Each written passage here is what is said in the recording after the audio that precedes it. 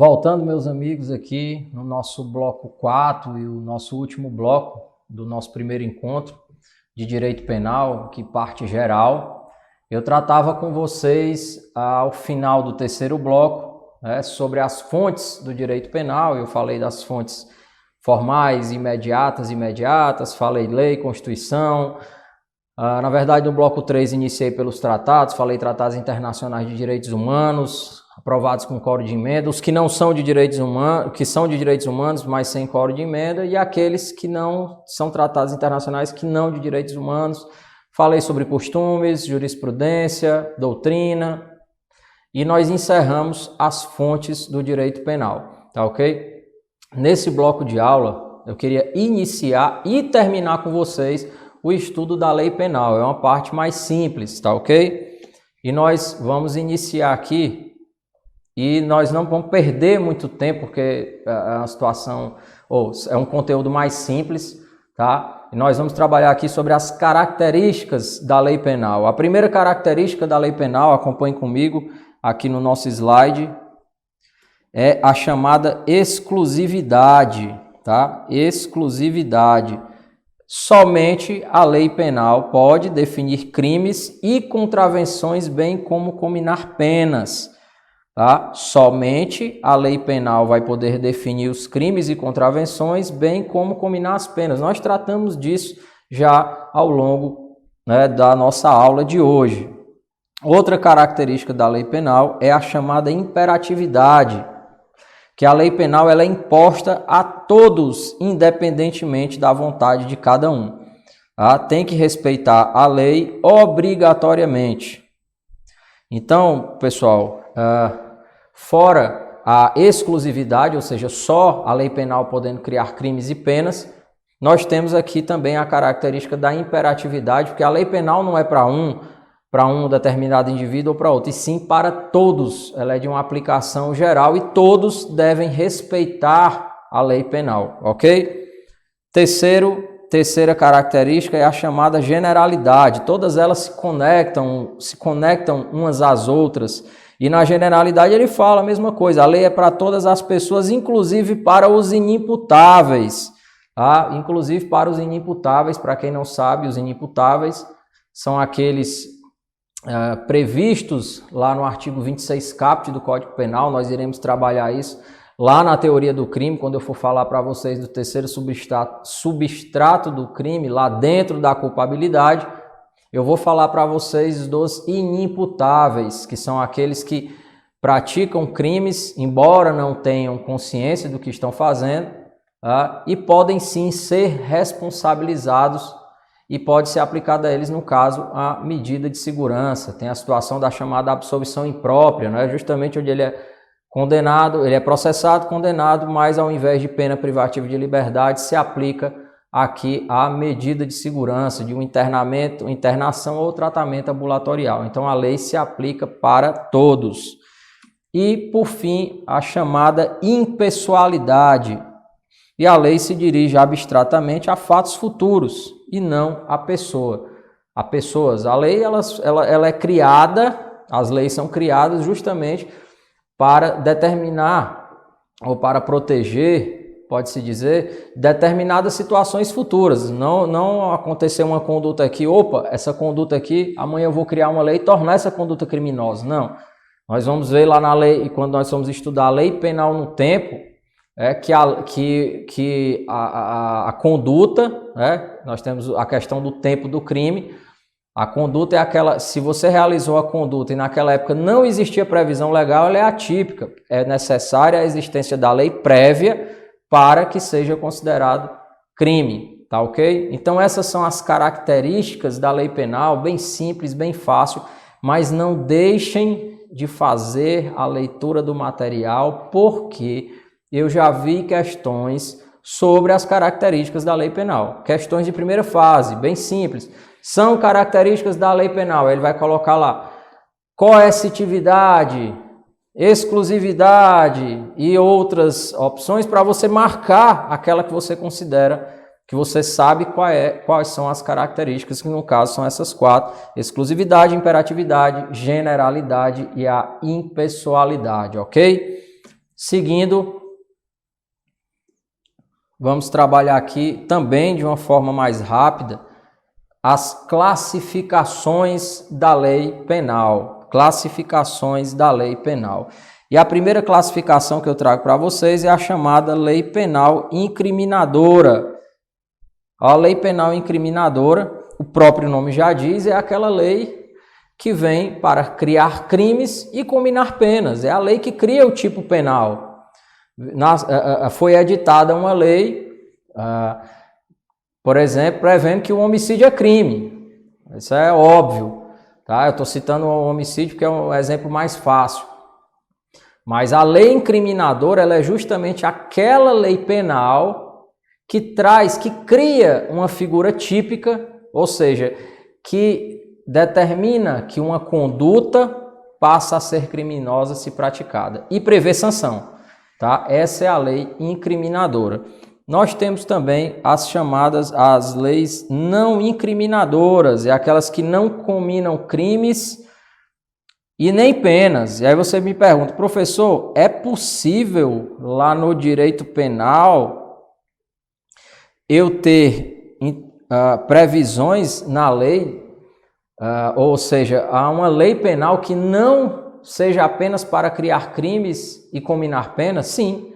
E aqui eu trago os exemplos aqui no item B.1 da lei não incriminadora permissiva justificante, que são as chamadas causas de exclusão da ilicitude que torna lícita uma determinada conduta criminosa. Nós vamos estudar lá no substrato do crime as chamadas causas de exclusão da ilicitude previstas lá no artigo 23 do Código Penal: legítima defesa, estado de necessidade, exercício regular de um direito e estrito cumprimento do dever legal. Esses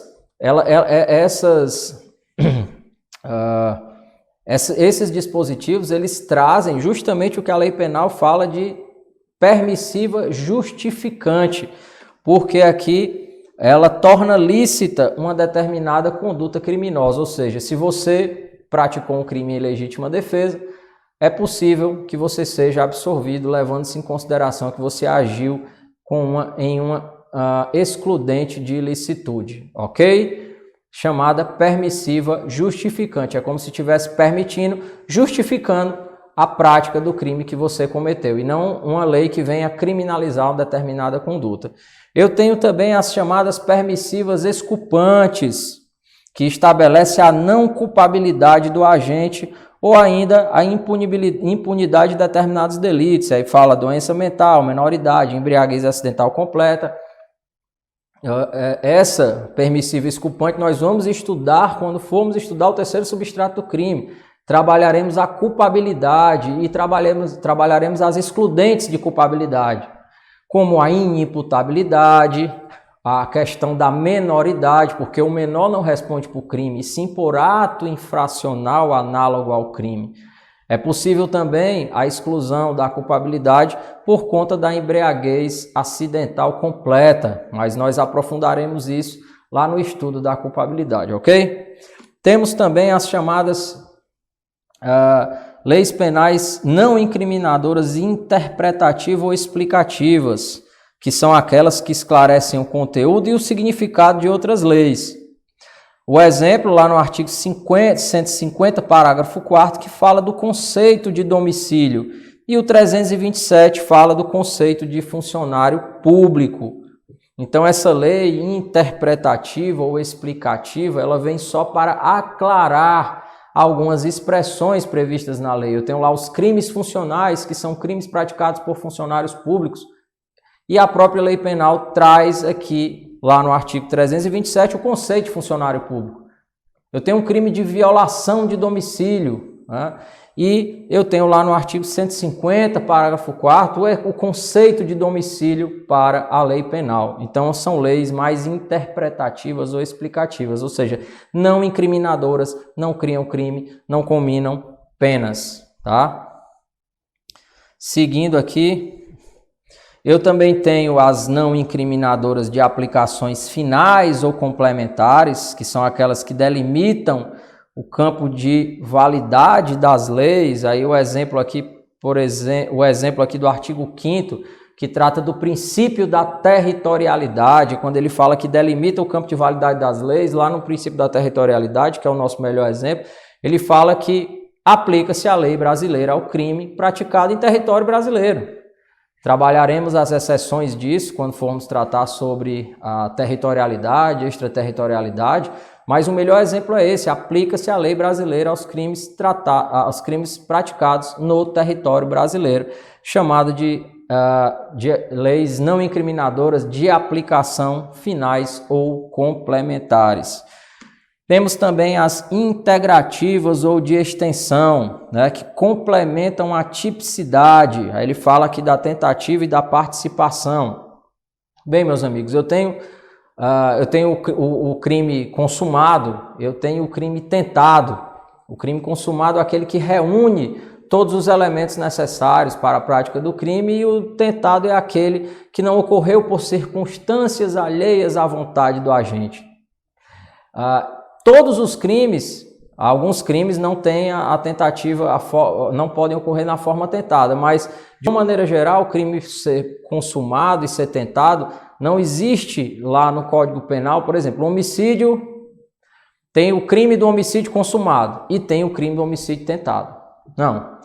Essas normas da consumação e da tentativa previstas lá no artigo 14 são as chamadas normas de extensão, pois são aplicadas a todo e qualquer tipo penal, inclusive levando para a legislação extravagante, tá? Inclusive sendo levadas para a legislação extravagante. São as chamadas normas de extensão, assim também como a norma prevista lá no artigo 29 do Código Penal, que trata do concurso de pessoas. Norma essa também aplicada para todos os tipos penais em que houverem concurso de pessoas. Essas são as chamadas normas de extensão ou integrativas. Temos também as completas ou perfeitas, que apresentam todos os elementos de uma conduta criminosa. E aqui eu trago o exemplo do artigo 157 do Código Penal, que é o crime de roubo, né? É uma lei considerada pela doutrina completa e perfeita, porque apresenta todos os seus elementos. Mas a mais importante que eu quero trabalhar com vocês são as chamadas incompletas ou imperfeitas, tá? Incompletas ou imperfeitas. Não esqueçam, completas e perfeitas são aquelas que apresentam todos os elementos da conduta criminosa, e as incompletas ou imperfeitas reservam a complementação de sua definição a outra lei, a um ato administrativo ou ao julgador. E aqui que nós encontramos as chamadas leis penais em branco e os tipos penais abertos. Leis penais em brancos e os tipos penais abertos, que são espécie de normas não incriminadoras incompletas ou imperfeitas, ou seja, reservam a complementação de sua definição a outra lei ou a um ato administrativo ou ao julgador, ok? Seguindo aqui o nosso slide, norma penal em branco, tá? Que são espécies de normas imperfeitas ou incompletas. E aqui nós faremos o estudo da norma penal em branco. Bem, meus amigos, a norma penal em branco é aquela que depende de um complemento normativo. Depende de um complemento normativo. Ou seja, ela depende de outra norma para complementá-la. Eu tenho a chamada norma penal em branco em sentido estrito ou heterogênea, onde o complemento normativo ele possui natureza jurídica diversa e não emana do legislador que a criou, e sim de um órgão distinto daquele que elaborou a lei. O exemplo maior é a lei de drogas. Então eu tenho uma norma penal em branco em sentido estrito ou heterogênea, que é justamente aquela, por isso heterogênea, que seu complemento emana de outro órgão, tá? E o maior exemplo, já havia tratado com vocês ainda nessa aula, da chamada da portaria da Anvisa, que trata sobre as drogas. Então eu tenho o crime de tráfico de drogas previsto lá na Lei 11.343/2006, e que vocês terão aula aqui com o nosso professor Léo Santana, ou Rafael Santana, mas o nome dele de verdade é Rafael Medeiros, tá? É o professor Léo Santana aqui. Vocês vão ver, quando vocês verem, vocês vão saber o que eu estou falando. E lá na lei de drogas, vocês vão estudar as condutas que são consideradas crimes, mas a lei não traz o que é droga. Então há necessidade de um complemento normativo por parte do legislador, e esse complemento normativo não vem do mesmo órgão que editou a lei, e sim de outro. No caso, uma portaria do Executivo que traz aqui, até o número da portaria, Anvisa 344.1998, tá ok? Que traz aqui o que é droga, o que não é droga.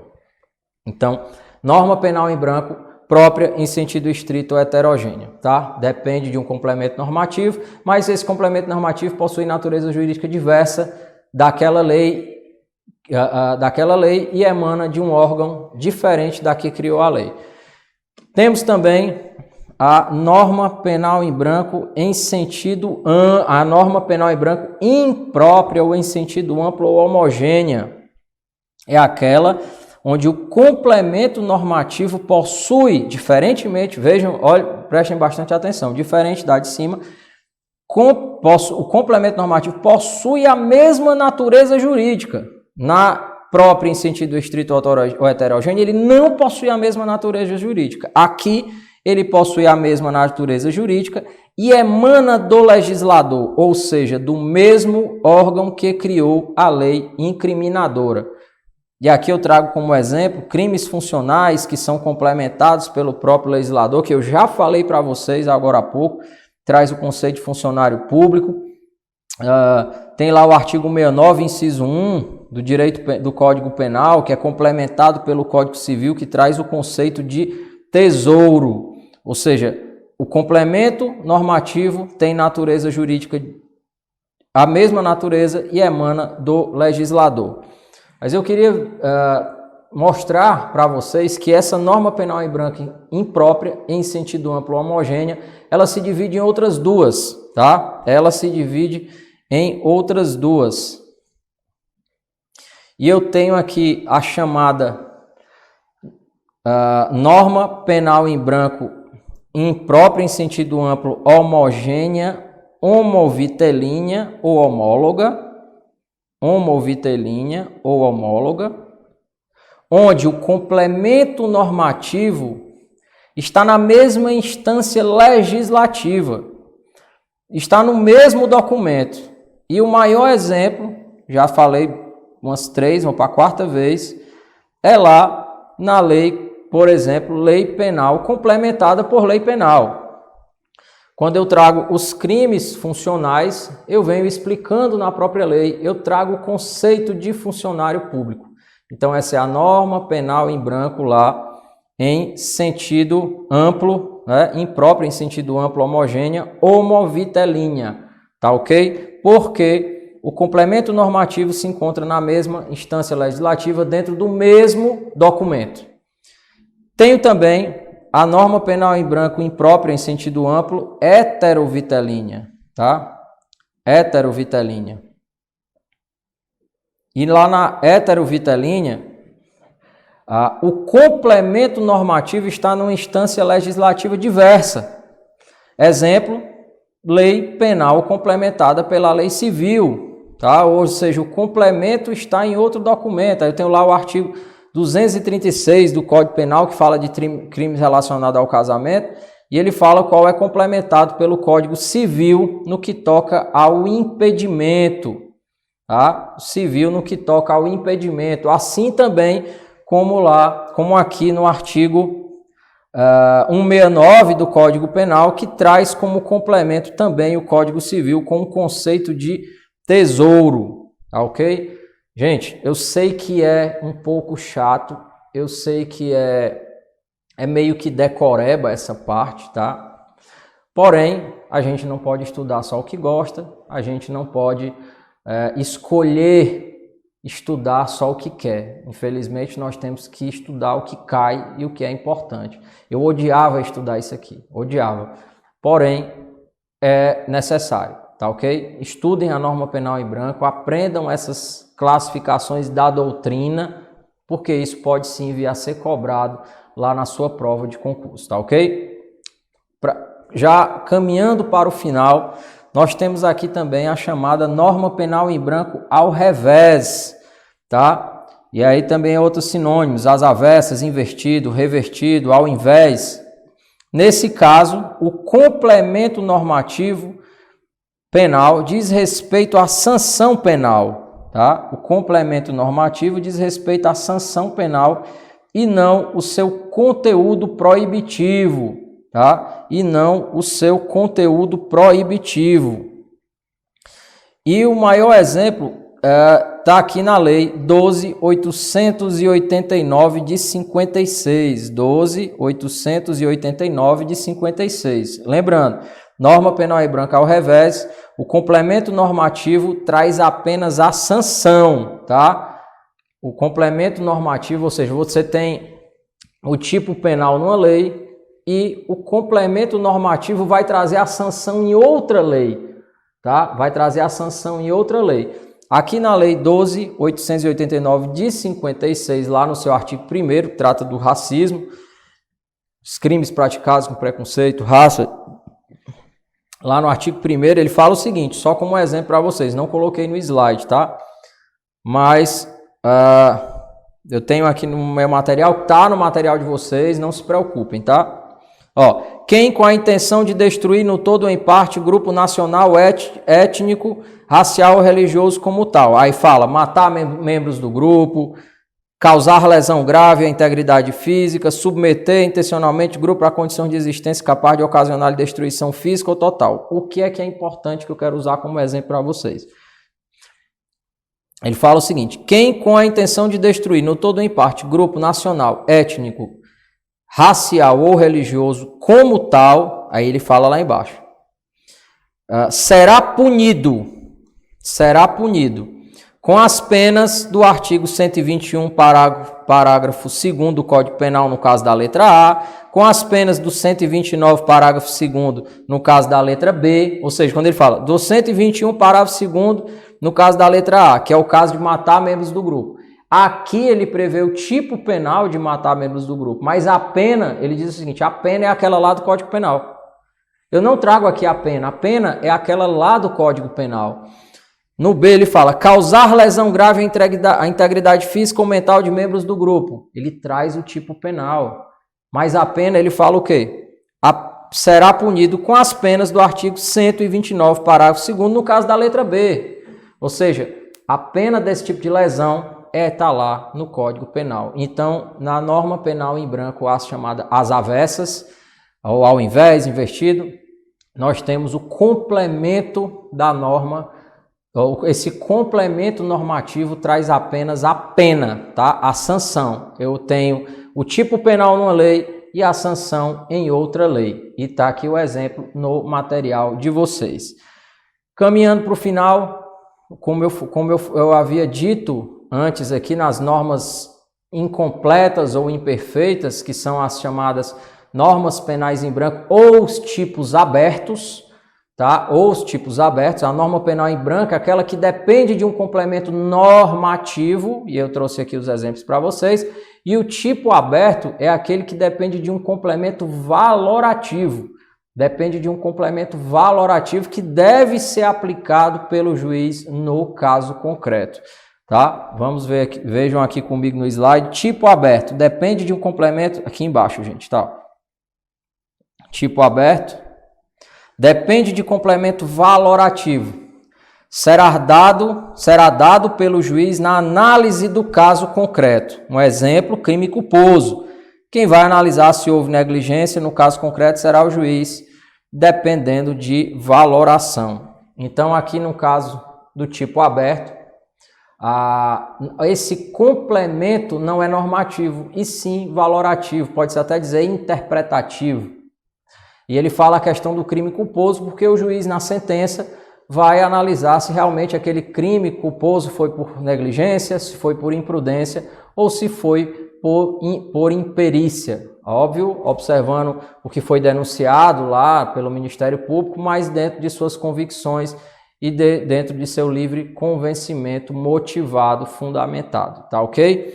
Outro exemplo para a gente finalizar aqui, tá lá no artigo 154, revelar alguém sem justa causa, segredo de quem tem ciência em razão de função, ministério, ofício ou profissão e cuja a revelação possa produzir dano a outrem. O que é justa causa?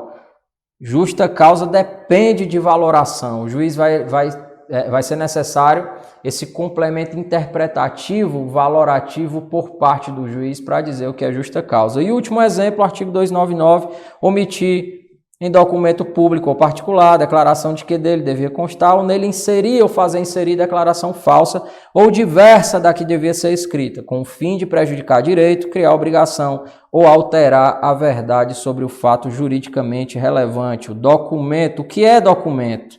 Esse documento também precisa de uma valoração, tá ok, meus amigos? E aqui fica a explicação do chamado tipo penal aberto.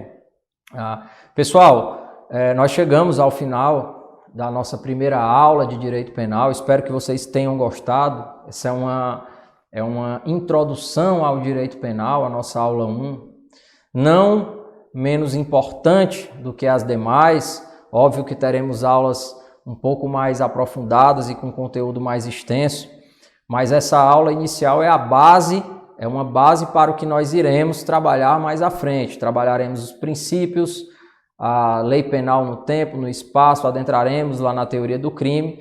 Posteriormente, o professor Cavalcante Neto assume a disciplina mais à frente para trabalhar com vocês causas de extinção da punibilidade, pena, concurso de pessoas, concurso material, formal, e nós dividimos aqui a disciplina, tá ok? Muito obrigado a todos pela atenção, muito obrigado vocês que nos acompanharam até o final, tá? Não desistam, continuem estudando, nos acompanhem, assistam às nossas aulas, estudem o nosso material, sigam as orientações que nós passamos a vocês aqui em sala de aula. Você que está assistindo a aula na sua casa pode estar dizendo, o professor Anderson está lá gravando essa aula dele, eu não sei nem quando é que ele está gravando essa aula dele, ele não sabe nem quem sou eu. Bem, pessoal, hoje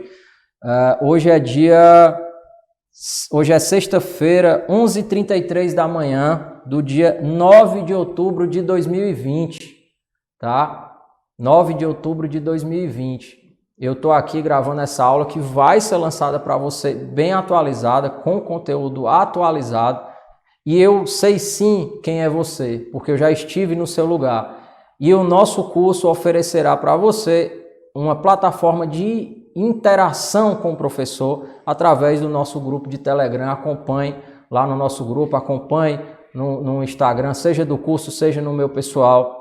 E nós teremos sim essa interação, além de alguns encontros ao vivo que nós faremos ao longo do curso em um determinado momento, tá ok? Eu, particularmente, sei o que cada um de vocês está passando, sei o sofrimento de cada um de vocês, sei da dedicação, pois já enfrentei da mesma forma, já estive no lugar de vocês um dia assistindo às aulas, igualmente durante muitos anos, assistindo aula, estudando e me preparando. E digo uma coisa, não me arrependi e vocês também não vão se arrepender, tá ok? Meus amigos, grande abraço a todos, até o nosso segundo encontro. Até mais!